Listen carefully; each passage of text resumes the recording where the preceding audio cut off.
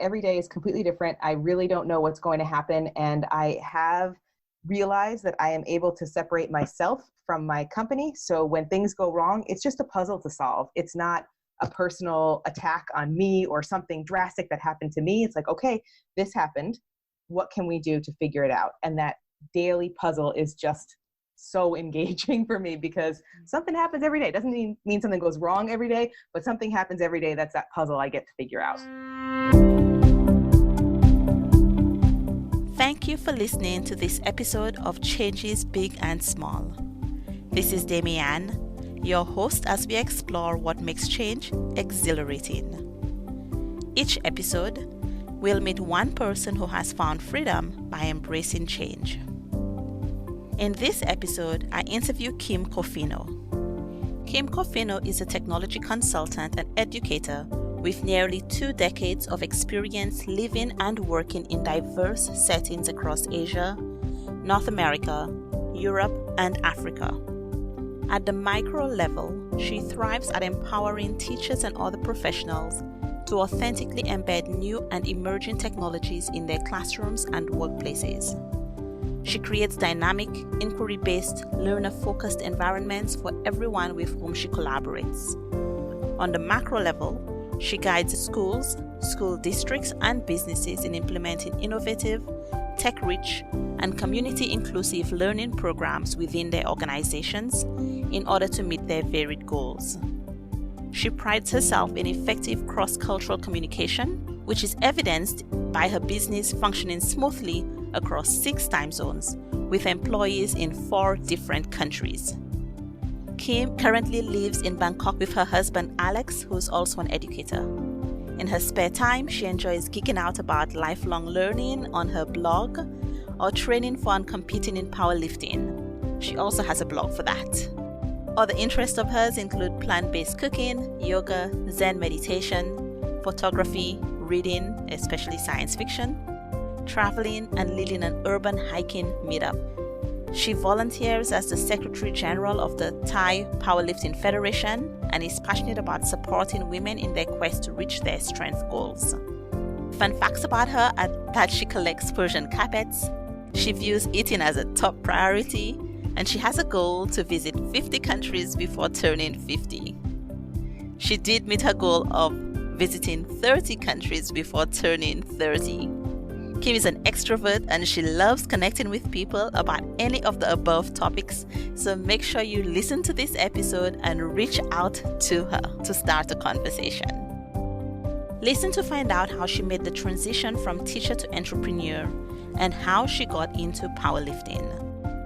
Our conversation also includes a reflection on the losses and gains that happen with change, how she manages the different parts of her varied day, and her strategy for supporting changes and encouraging them in her life. In this episode, you will learn the secret to making big changes with an approach that you can apply starting today. So you started off as a teacher and now you're an entrepreneur, Yes. self-employed. What was that journey like? I grew up in a very structured household where my parents worked for IBM their entire careers from, first adult job, I would say, to retirement.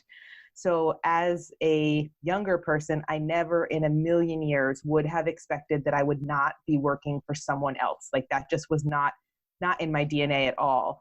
It just so happened that midway through my teaching career, about, 5 years in, so not midway through, kind of early, a colleague had asked me to present with her at a conference, and I really enjoyed the experience. And because I loved presenting so much, I started doing it more and more and more and more. And eventually I got to the point where I really couldn't keep up with the amount of presenting and consulting opportunities that I had that were really interesting and also continue my full-time work.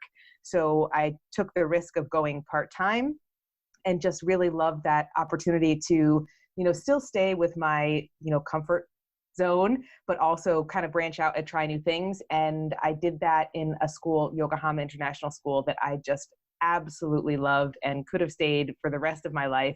And it was so nice that they gave me that opportunity. And it was just that tiny little bit of a push that I needed to realize, I could actually fill up all of my time with this other kind of work and like create a hodgepodge of jobs for myself and just kind of see how that goes. And so that was, I guess that was the process. And then the final tipping point was going part-time and realizing, oh, there's actually enough here for me to do and keep me engaged and interested that I would like to continue doing. One of the things that has come up a bit in my conversations with other people is the idea of loss and opportunity. What did you give up and what did you gain?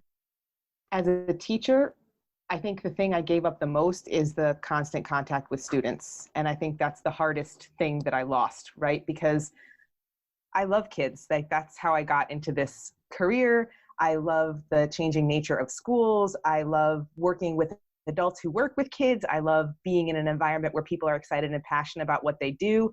Not saying that I don't have any of that in my current role, but I am working with a team that's all around the world. So I don't go anywhere. I stay here and we meet virtually like you and I are meeting now. And it's just not the same as being in a space with people. So there's that human connection that I think that I've lost a little bit, that like physical human connection. And then there's that like constant connection with kids that I can only get now through my conversations with other people. My husband, for one, which is great. Every day I can hear, funny little stories about what happens at school, but then my friends and colleagues that I work with in more digital spaces is my opportunity to kind of recognize what's happening in classrooms. And I definitely feel that loss. When you look at your day, how do you distribute your time? Do you have a typical day? I don't know if I have a typical day. As you ask me that question, I'm thinking, oh my gosh, what is my typical day like? My role consists, I would say, primarily of working with other educators, either by mentoring them to be coaches, because that's kind of my area of specialty. So I meet with other coaches around the world multiple times a day to help them move along on their path towards becoming a coach. I also do private mentoring for educators. I mean, I could do it for anyone, but primarily for educators who are interested in reaching a goal. So a lot of my day revolves around meetings with those people to support them in their professional learning goals or their professional goals. Then another big chunk of my day would be actually recording podcasts like you and I are doing now, because I host a podcast and YouTube series called Coach Better. And so that ends up being a lot of conversations like what we're having now. And then I would say another chunk of my day would be creating content for primarily for coaches, but for educators in general to help them reach their goals. Doing that via our YouTube channel, and I write books and online courses and all that kind of stuff. So that's like content creation. And then obviously meeting with my colleagues is another, like the people on my team, that's another part of my day. And then my favorite part of my day is when I get to go to the gym. I want to talk about powerlifting, so I'll just sneak it in right there. I do always make time every day to train. What do you like about what you do? What's your favorite part of it? My favorite part is that every day is completely different. I really don't know what's going to happen. And I have realized that I am able to separate myself from my company. So when things go wrong, it's just a puzzle to solve. It's not a personal attack on me or something drastic that happened to me. It's like, okay, this happened.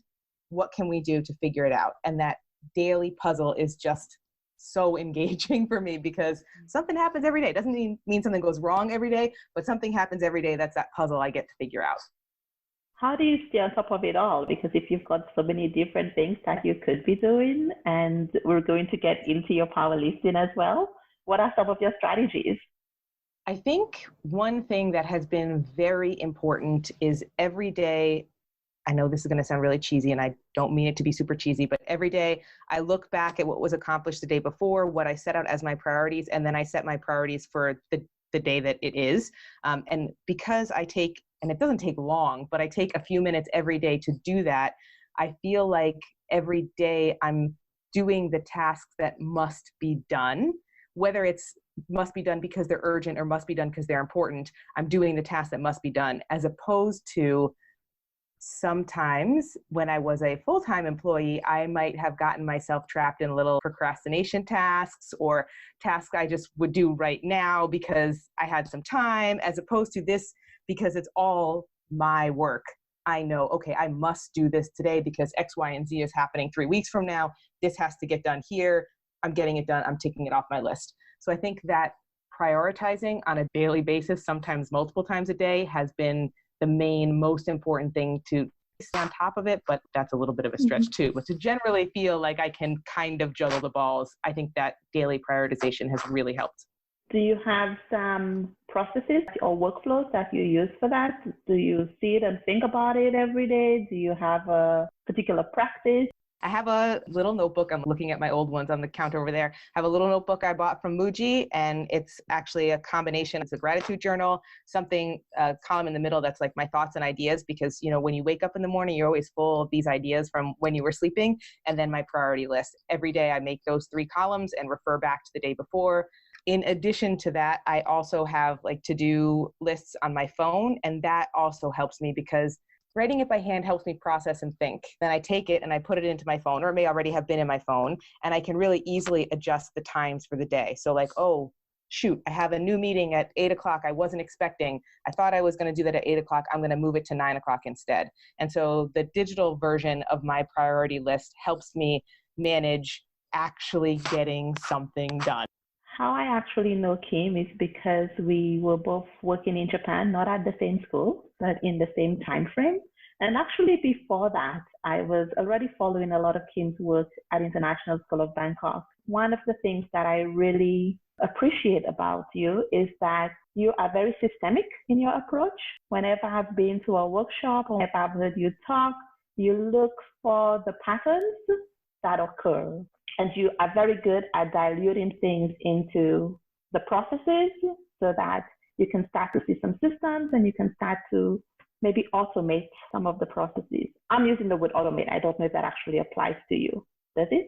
In some ways, yes, because I do want to make the work that I spend my time doing relevant and useful in multiple contexts. That's not necessarily automated, but in that systemic kind of thinking that you're talking about, if I'm going to do one thing, I want to make it work in 5 or 6 different contexts, not just one, if that makes sense. Yes, that does. You have a lot of different interests. Tell me about powerlifting. What was that journey like? Oh, okay. I would love to. When I was living in Japan at that same school, Yokohama International School, I found out that I had gallstones because of a hereditary blood disease. So it wasn't anything I did. I wasn't going to be able to avoid it, and ended up having to have my gallbladder out. And at that time, I would say I was unhealthy. I was easily 80 pounds more than I weigh now. And I'm a pretty small person. I'm 5'2". So to have an additional 80 pounds on my body that was not muscle is kind of a lot. And because I had to wait a little bit for that surgery, I couldn't eat a very long list of foods that might agitate my gallbladder. So I had to wait, I think, 2 months to have the surgery, but I had kind of a limited diet. And at that time in my life, I had always wondered, if a doctor said to me, Kim, you need to eat like this or you're going to die, could I do it? Because no doctor had ever said that to me. No one had ever put it in those terms. But this Japanese doctor who spoke a little bit of English, but not great English, basically was like, if you don't do what I tell you, you're going to go for emergency surgery and it's not going to be fun. And I was like, okay. So I learned I could do that. And because of that, I ended up just kind of altering my taste buds, I think, a little bit, or getting into good habits. And in the year following that surgery, I lost those 80 pounds and started realizing that I could make changes to my health that I didn't realize I had control over previously, which I know sounds crazy, but I just really didn't understand calories, didn't understand muscle versus fat, didn't understand daily movement. Like I just did not have a shocking amount of basic information about health and fitness. And once I started, like you say, I like to take things to a systemic level. I was like, okay, I'm going to do this. Well, I'm going to do these things every day. I'm going to change this about my diet. It's just going to become my new habit. And that took, I would say, about a year to really just kind of get into a whole bunch of new habits. And then we moved to Thailand, where it's a lot easier to access a wider variety of fitness opportunities than it was in Japan. It was just a little bit more closed in that culture. And I happened to have a trainer who said, hey, you're pretty good at this. Why don't you try powerlifting? And I was like, what's powerlifting? And so then I started looking about it and was like, oh, that sounds cool. I could do that. And that's basically how I got started. So does that mean you have no fear? Something comes up and you're like all gung ho and you go right for it? Not at all. Definitely not at all. I think what lifting has changed in my mind is I know I can do it. I was always a confident person. I'm not saying I wasn't confident before, but I have much more confidence now than I did before, because you can go in on your worst training day and the barbell is still there and you still have to lift that weight, and that is going to get you towards your goal. And if you can do it in that moment when you are feeling like you're going to throw up, or, whatever it is that you feel so exhausted or so stressed out because of something that happened, but I've got that bar on my back and I'm still making it happen.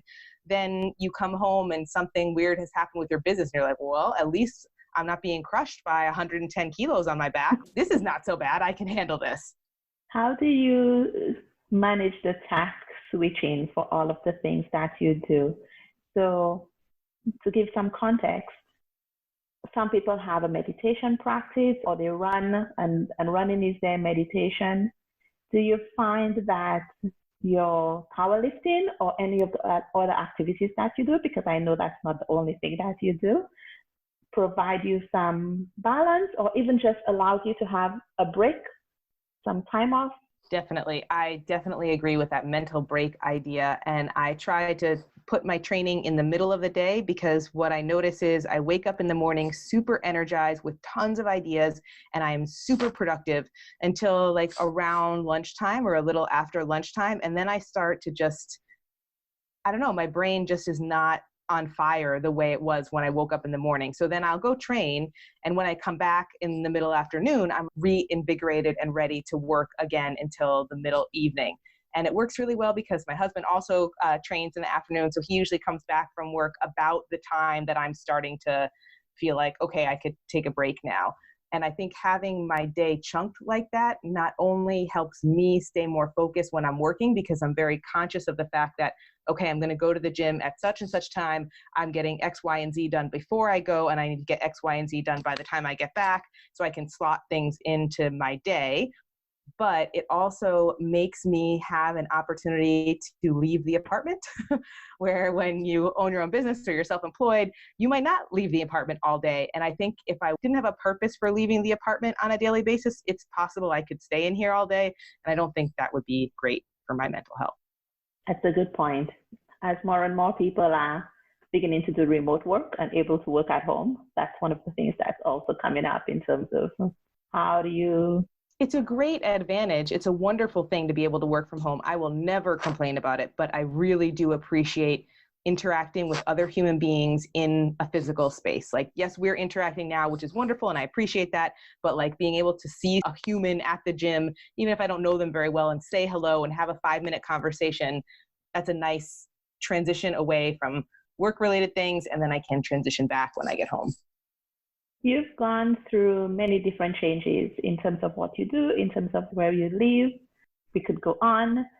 What have you learned about change? It might sound strange, but I love change. I love change in the way that it makes me rethink everything that I used to think. I think that being an international school teacher gives you a little bit of forced change within a constant system, if that makes sense. Moving from school to school, I know when I get to the new school, there's going to be a lot of similarities to the old school. I get to still speak in English. I'm going to teach the classes I already understand and know how to teach. Otherwise, they wouldn't have hired me, or do the job I know how to do, whatever the case may be. I'm just going to be doing that in a new place. So I'm going to get to meet so many friends and try new things and eat new food and travel around. And so I think that having a little bit of consistency amongst all the change helps it not be so scary, and helps you be able to see what is fun and exciting versus just an overwhelming unknown. So I think I had a nice, introduction into a lot of lifestyle changes by being in the international school world. Of course, it's changed. Move from Germany to Malaysia, yes, it's going to be different, but your day-to-day life is almost identical, And so there's that constant that happens. So I think to me, I had an easy transition into a life that changes a lot. And now I can see primarily the advantages, and I don't really focus on the negative. If somebody has not had so much exposure to change and they're a bit worried about making a change in their life, what advice might you give for a way that they could find some similarities, or that they could overcome this concern? I think the most important part is to start with one thing.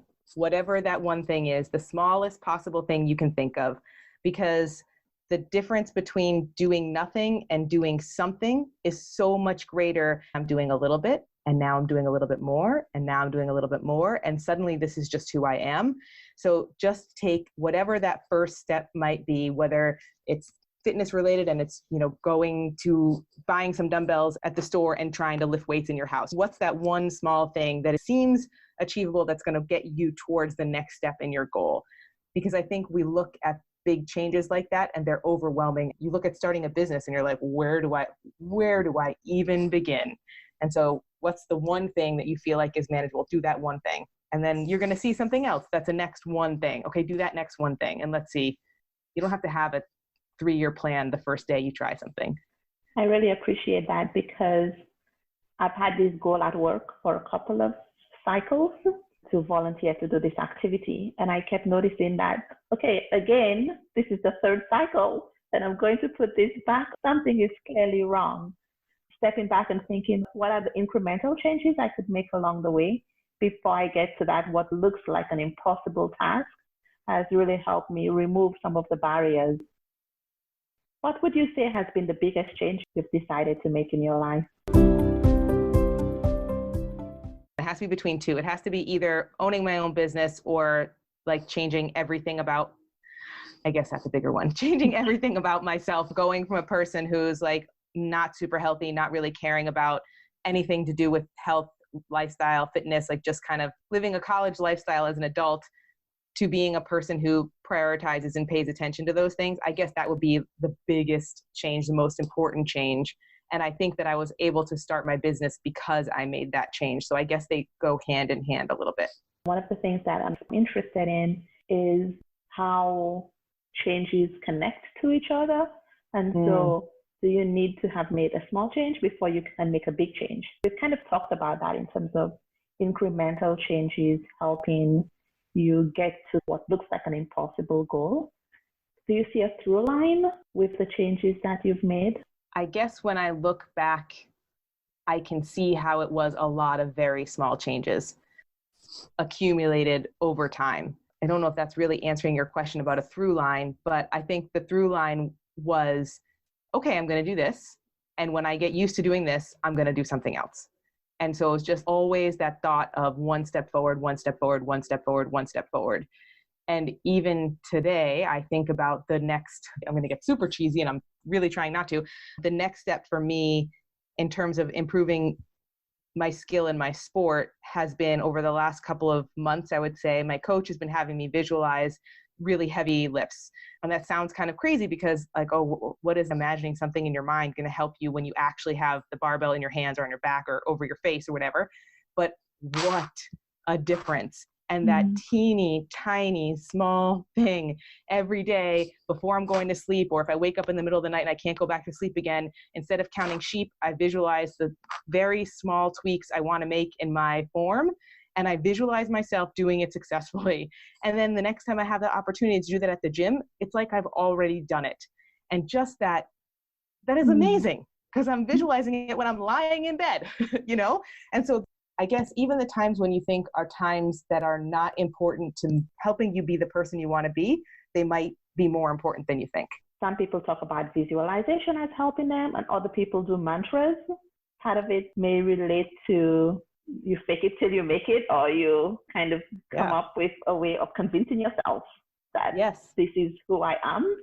One of the things that help people with habits is to say, this is who I am now. This is who I was, and this is who I am now. What was one of those greatest changes in the way that you talk to yourself? Oh gosh, I could talk about this all day. I definitely agree that before and after kind of dichotomy, it makes it so easy to make choices when you can describe yourself as something. And that also sounds really simplistic. But once I started saying I am a powerlifter, so many other choices were made for me. I'm going to prioritize protein at every meal. I'm going to make sure that I meet my calorie needs every day. I'm going to make sure I sleep enough so I can be rested to go to the gym. I'm going to make sure I do some sort of mobility work so I can move in the planes of motions I need to move. Just that one word huge change. And then for a while there, I was vegan. I still now prioritize plants, but that's another one. Super easy. Decisions are made for you. I don't feel comfortable saying I'm vegan now because I'm not, but I definitely prioritize plant-based eating. So I'm going to look at the menu and I'm going to look for my protein options that are plant-based. Having some of those words helps. I think we can get overwhelmed, especially in the West, with the amount of choices that we have. I go home and I go to the grocery store and it's like, oh my gosh, there's an entire aisle and it's just cereal. How could I possibly choose cereal from this literally hundreds of choices of cereal? Well, now I have two words in my head. I'm thinking about powerlifter and I'm thinking about making healthy choices, primarily plant-based. Well, that narrows down my choices significantly. So now I have, 4 cereals to choose from, let's just say. And now I'm going to look at the ingredients. I'm going to look at the macros. I'm going to look at the cost, whatever else is important to me, and be able to choose so much more easily than I would when anything is a possibility. Some people might listen and say, this sounds like a lot of work. It sounds like you always have to be on, that you can't just be spontaneous. How would you respond to that? I think it feels like a lot of work when you haven't made those small steps. I think when I first started, I was like, I can't do this. There's too much. But over the last, 4 years or so, I've tweaked very small things for good chunks of time until it was habit. So all these things I'm talking about sound like I'm thinking about them and making decisions about them on a daily basis, but I'm not. I was the first time I started thinking about macros and prioritizing protein and all these kinds of things. Yes, that was like, oh my God, I didn't realize there's not enough protein in X, Y, and Z that I eat every day. Yes, for that month or 2 months or 3 months, or whatever I was figuring that out, it was work. But as soon as it becomes habit and part of your routine, it's not work anymore. It's just the way you do things. And I think we don't often reflect on our habits and how they actually impact our lives because we're just so used to them. So once you make a new habit, you don't think about it, you just do it. And now look at the impact that's having 3, 4, 5 years later because of this habit you just do. I really like what you just said because that brings up the idea of automaticity. And a lot of people talk about having decision fatigue, but if you're just making one change, then you're only making one small decision. And then once it becomes automatic, then you no longer have that decision.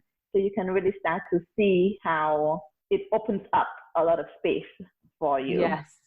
And if those decisions are leading you towards a larger goal, you can see how making the first decision got you a little closer to that goal. So it's even more motivating to take whatever the second decision is, and then the third and the fourth. Now, when you have new opportunities, whether or not it's in your business or in powerlifting, what questions do you ask yourself before you decide if you will take on that opportunity? That is a good question. I probably don't do a very good job of that because I probably always just say yes. I try. I mean, I benefited from that because you said yes today, so thank you. But of course, exactly. I guess my mindset is you never know what could come of whatever it might be. So I try to do as much as possible. I would say when I say no, it's because of time limitations. So I would say my main thing I filter through is like looking at my calendar and saying, can I do that? If there is something that I could fit, but it feels like it's not, and I don't want to say in my wheelhouse, but that's the only phrase I can think of. But if it's not in my wheelhouse, like recently someone asked me, could I do some consulting work with the school around technology infrastructure, devices, hardware?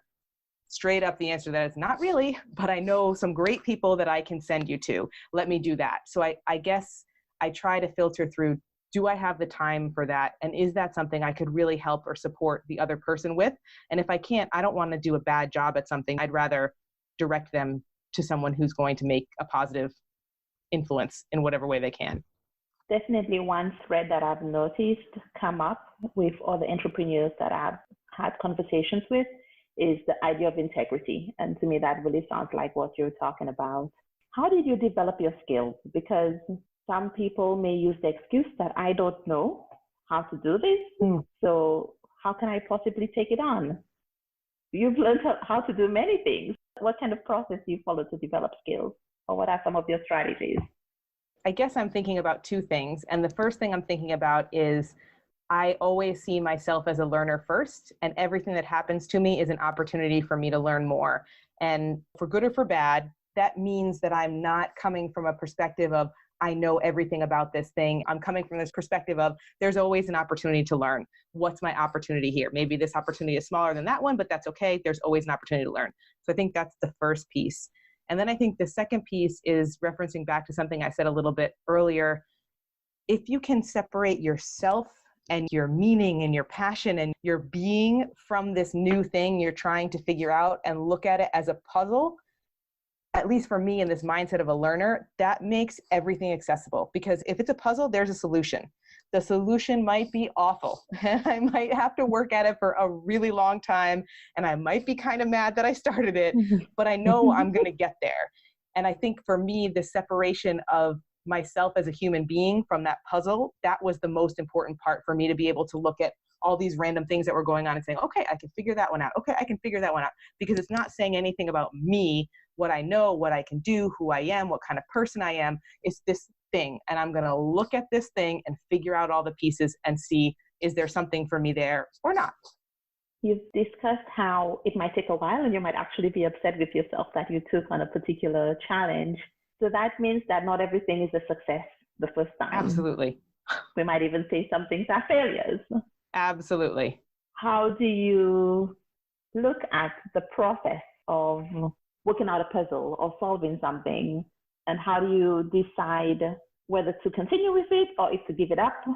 I think it's different a little bit in different situations, but overall, I think it's going to sound weird again. I feel like everything I'm saying sounds weird before I'm about to say it, but I almost appreciate the opportunity to fail, because I think I learn a lot more from when I make mistakes than when I do something correctly. If I do something successfully, then I haven't always had a lot of opportunity for learning there. But if something goes wrong, I realize, oh, if I had done this, the outcome would have been this way. So the next time I have an experience like that, let's try a different path. Let's try the path I thought about the last time I made a mistake. So I think, again, that comes back to looking at everything as a learner, and that even failures, they say at NIST all the time, fail is first attempt in learning, which I'm sure you've heard from many places. But looking at failures as an opportunity for learning, obviously you don't want to fail in a way that you physically hurt yourself or you cost yourself a huge amount of money. But those kinds of failures that help you grow in the direction you want to grow are actually really probably even more useful than always being successful. When do you let something go? At what point do you decide, that's it, I've put in enough effort or I've put in enough energy? I think that's very, very hard for me, because I always think, well, I could just work harder. I could work harder and I could make this work. I think in business, the easier part is if people aren't responding to this, they're not purchasing it, they're not commenting on it, they're not asking for it, they're not saying it's interesting. That is an easy way to say, okay, this is not working. Like, we've done this for this number of weeks, nothing has happened, we're not doing that anymore. That's like cut and dry, done. I think maybe more in the managing of the business and working with people and recognizing when either someone's not working in the organization, or your relationship with someone isn't working, or an aspect of the organization isn't working. To me, that's much harder. I almost need to be slapped in the face with it. Like, something really, really obvious needs to happen. And then I'm like, oh. And then it will take me months after that before I'm like, oh my gosh, I was doing this because of that I finally stopped. I was doing this because of that I finally stopped, and then it's like, gosh, how come I didn't see that sooner?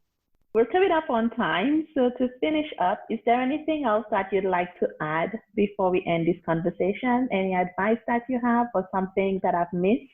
I think I've already said it, but I would say one more time again, if you have a goal and you feel like it's insurmountable, the most important thing is to take that first step. No matter how small it is, the smallest possible step you can take is infinitely more powerful than not doing anything at all.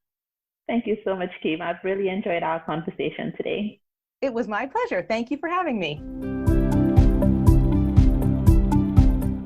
Learn more about Kim by visiting her website, kimcofino.com. There you will find links to all her social media accounts as well. Thank you for listening to this episode. It's the first episode, and I know the audio quality is not the best, but it will get better. For more inspiring episodes like this one, don't forget to hit subscribe in your favorite podcast app. This will let you automatically download new episodes every week. You can also follow me on Instagram at Changes Big and Small for a behind-the-scenes look at the podcast and for impactful highlights from the episodes. I also share resources from other people that are inspirational and that are relevant to the topics of this podcast. Remember, change begins with one small step. Have a great week.